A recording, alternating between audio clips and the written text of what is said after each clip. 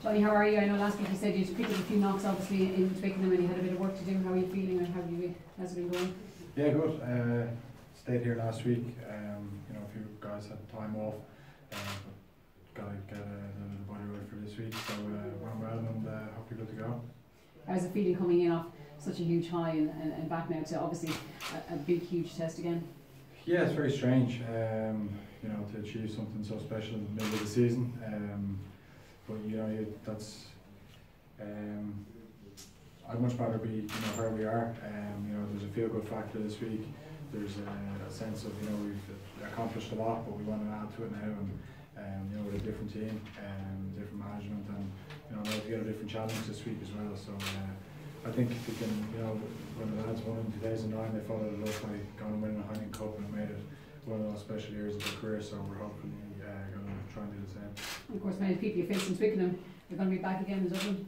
Yeah, a few. There's a few in our team, a few in theirs, but I don't think it has any sort of bearing on the result. We were in the same situation last year in the quarters against Wasps, where a few of those guys have played in the Aviva, but it's a totally different set of circumstances. And from our point of view, we're playing against back-to-back champions, the best side in Europe. So no better fixture to focus on.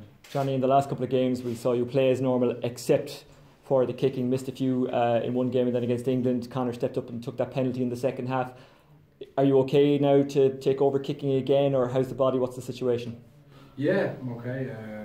Obviously against Wales, I didn't kick it as well as I liked, but in the other 4 games, I was pretty happy with how I struck the ball. Obviously, the percentages probably weren't as high this campaign as they have been over the last few years, which is disappointing to me. Anyway, trying to kick in the 80% would be the sort of stat that you always look for as a kicker. Is below that in terms of in the 70s for the first time in a while. So disappointing in that regard, but you learn a lot through those, and even the one in Twickenham, I felt we hit down the right side, thinking it was quite a swirly wind actually, quite difficult to deal with, and hit it exactly where I wanted and came off the post. But then just picked up a bang and felt that it was a straightforward enough penalty, and told Murray to kick it over, and I went off then after that. So all good to go.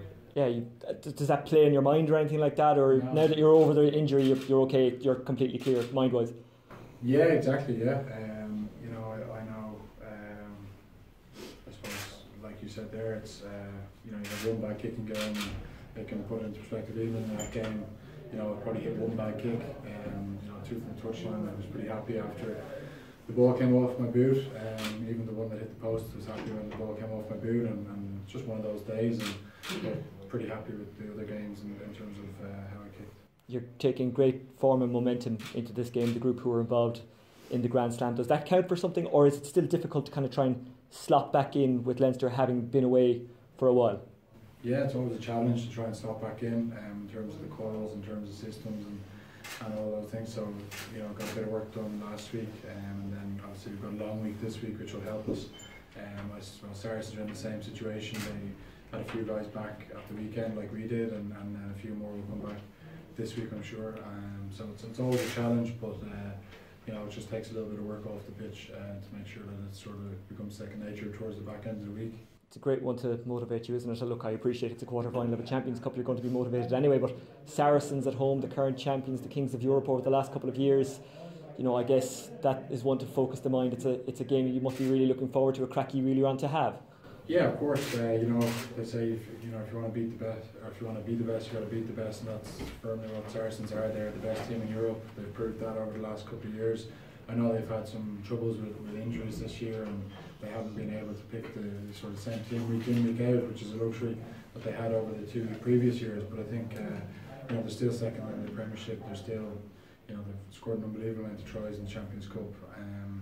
And when it really came down to it, they got some pretty important results towards the back end. Go away to the Ospreys, to go away to Claremont, and do enough to get themselves through the pool. It shows a sign that they're still a champion side, and we're going to have to be on the top of our game to get a result. Owen Farrell on the other side, but do we on the outside build up 10 versus 10 a bit too much, or do you put a lot of thought into your opposite 10? Does that kind of have a bearing on how you plan for a game or think about a game? Yeah, that's exactly it. You don't rarely get to come up against each other like in a physical battle, or you know, I'm sure the kicks he'll have on the day will be different to the kicks I have, and it's often the guys in front of you that give you the platform to I suppose be judged better than the other guy. But you know, like I said, tens rely so much on the guys around them, inside and outside, that you know, very much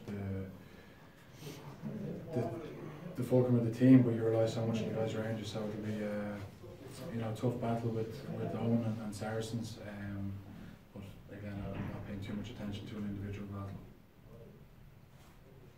Johnny, the comfortableness of having almost having his own scrum half, does that make any difference at all? He had it at international level. Did that help at all? I mean, you don't have Conor. I don't expect you to say I want Conor or anything like that. But Richard is a very experienced guy, very, very good. Does that make a lot of difference to an out half, or do you have to really be of yourself of the 10? No, look, the relationship with your 9 is key.